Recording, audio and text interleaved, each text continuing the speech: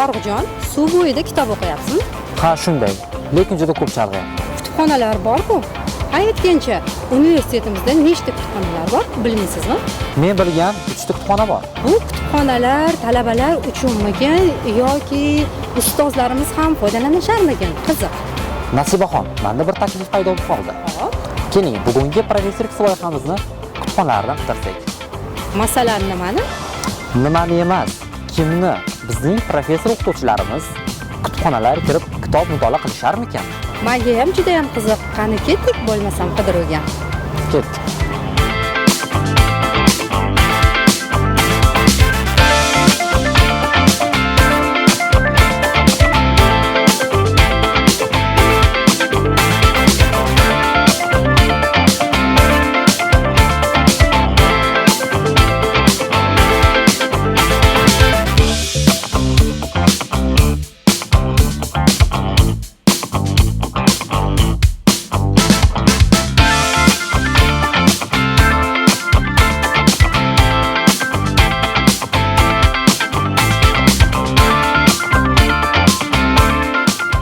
Assalomu alaykum ustoz. Assalomu alaykum ustoz.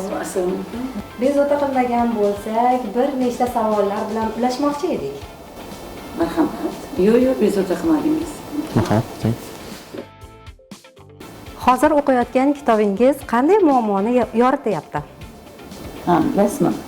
Biz yaqinda 2025-yilda kafedramiz bilan birgalikda, o'qituvchilar bilan birgalikda Turkiya akademiyasining grantini yutib oldik. Ana o'sha grant lug'atga bag'ishlangan. Ona tili turkchasi bilan o'g'iz lahjasi o'rtasidagi o'xshashliklar va farqli xususiyatlarini biz yoritib, u ustida ishlab kitob chiqarib berishimiz kerak.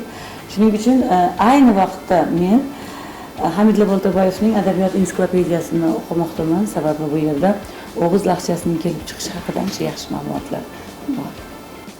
Juda yaxshi. Ustoz, bizning loyihamizning navbatdagi savoli. Siz kutubxonaga tez-tez kelib turasizmi? Bu yerda diqqatni jamlash osonroqmi? Savolingiz juda yaxshi bo'ldi. Yaxshi deganimning sababiki, ilm bilan shug'ullanayotgan ustozlar, adabiyot bo'ladimi, har soha vakillari kutubxonaga bormasdan turib ilm qilishi mumkin emas.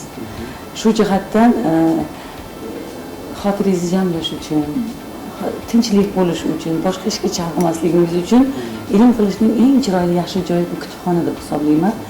Endi albatta bizning universitet kutubxonamiz balkim ozgina shovqinroqdir, lekin fundamental kutubxonalarda bunday sharoit, bunday imkoniyat olimlarimiz uchun yaxshi yaratilgan. Nazokat Jo'rayevna, sizningcha zamonaviy ta'limda o'qish madaniyati qanday ahamiyatga ega? Nima uchun bunaqa savol berganingizni bildim, chunki hozir aksariyat yoshlarimiz telefondan, telegramdan, kompyuterdan bo'shamayotgan bir holatda zamonaviy ta'lim uchun kitobning ahamiyatini so'radingiz. Kitob o'qish va kitobdan ilm olish hech qachon sizni yoshlarning tili bilan aytganda modadan qolmaydi. Qancha ko'p kitob o'qigan inson, shuncha yosh talaba, o'quvchi shunchalik ko'p bilimga ega bo'lishi bu isbotlangan, isbot talab qilmaydigan ta'limot. Shuning uchun men nafaqat yoshlarni, balkim o'zim tengi ustozlarni ham har doim o'z ustida ishlab kitob o'qishlarini tavsiya qilaman. Chunki hozirgi chiqayotgan kitoblar oldingilardan ancha farq qiladi. Vaqtda aytishadiki, kitob o'qiydigan kitoblarda shuning uchun kitob o'qimayapmiz deydi. Yo'q. Hozir siz adabiyotchilarni, men o'zim adabiyot sohasida bo'lganligim uchun yozuvchilarimizni, ijodkorlarimizni biri-biridan chiroyli, biri-biridan yaxshi kitoblari ko'p. Shularni men albatta tavsiya qilaman bugungi zamonaviy adabiyotda. Bularning ichida modern adabiyoti ham bor. Modern adabiyotining ham o'ziga xos xususiyatlari bor. Kimdir u adabiyotni bizni mentalitetimizga to'g'ri kelmaydi degani bilan baribir undan ham yoshlar ko'p narsa olishi mumkin. Ustoz, bizning loyihamizning navbatdagi savoli, ilmiy izlanishlarda o'qish va tahlil qilish qay darajada muhim deb o'ylaysiz? Hozir siz respublikamiz ta'lim tizimidagi eng og'riqli savolni berdingiz.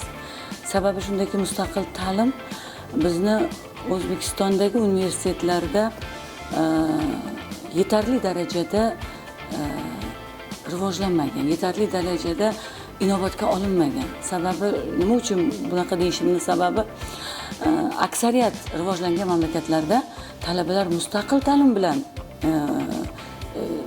o'qishlarini davom ettirishadi. Ko'proq vaqtini mustaqil ta'limga sarflashadi. Ba'zi ma'lumotlarga qaraganda men ko'p ilmiy sohadagi kitoblarni o'qiganimda Amerika universitetlarida case stadiyalar deyiladi. O'sha case stadiyalarni yaratish yoki bo'lmasa kichik loyihalarni qilish talabalarga bo'lib beriladi va ular keyin ishlab chiqarishga realizatsiya qilinadi. Va buni bizning O'zbekiston universitetlarida hali u darajaga yetgani ham yo'q. Vaholanki nafaqat bizning institutlarda, Rossiya universitetlarida ham bu yetarli darajada rivojlangan emas. Sababi ularda ham laboratoriya ishini ham, amaliyot ishini ham, mustaqil ishlarni ham o'qituvchilar bilan birgalikda bajarishadi. Aslida mustaqil ta'limni talaba o'zi mustaqil yoki 2-3 ta o'quvchilar bilan birgalikda, talabalar bilan birgalikda qilish kerak. Shuni orqasidan Amerika universitetlarida juda katta mablag' ishlab olinadi universitetlarga. Men o'ylaymanki, bugungi dolzarb muammolardan bittasi bugun universitetlarda mana shu mustaqil ta'limni to'g'ri yo'lga qo'yish. Oxirgi savolimizni bermoqchimiz ustoz. Sizni tinglayotganda shunday tuyuldiki, bu bilimlar biron bir kitobda yozilgan bo'lsa ajab emas. Qanday manbalardan foydalanasiz? Balkim o'zingiz manba yaratgandirsiz. Rahmat. 19-asrning buyuk vakili, jadid adabiyotining vakili Mahmudxo'ja Behbudining bir gaplari bor edi. Zamona ilmidan bebahra yurt boshqalarga qaramaydi. Agar ilm yo'lida izlanayotgan yoshdir, yoshi kattadir, o'rta yosh ustozlar yangi bilimlardan bebahra bo'lar ekan, yangi bilimlarni o'rganmas ekan, o'zini ilmini charxlamas ekan, u boshqalarga keraksiz bo'lib qoladi. Shuning uchun men albatta shu kunlarda domlam Hamdullo Boltaboyev bilan birgalikda mumtoz adabiyotda bayt va band poetikasi haqida monografiya ustida ishlayapmiz. Shuning uchun juda ko'p adabiyotlarni, juda ko'p manbalarni izlashga to'g'ri keladi. Va mana shu izlash jarayonida hozirgilar uchun ham haligi faol bo'lgan, hozirgilar uchun ham dolzarb bo'lgan juda ko'p muammoli vaziyatlarni uchratamiz, muammoli vaziyatlarni o'qiymiz. Men o'ylaymanki, talaba va ustoz o'rtasidagi munosabatlar hech eskirmaydi. Bundan 3-4 asr oldin qanday bo'lsa, bugun ham shu munosabat takrorlanadi. Faqat shakl o'zgaradi xolos. Mazmun o'shalarcha qoladi. Biz hozir mazmun ustida ishlayapmiz. Rahmat sizga ustoz. Siz bilan bo'lgan suhbat o'zi bir dars. Rahmat. Ilm oling, o'qing, izlaning.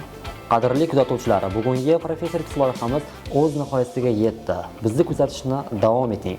Keyingi qahramonimiz siz bo'lishingiz mumkin.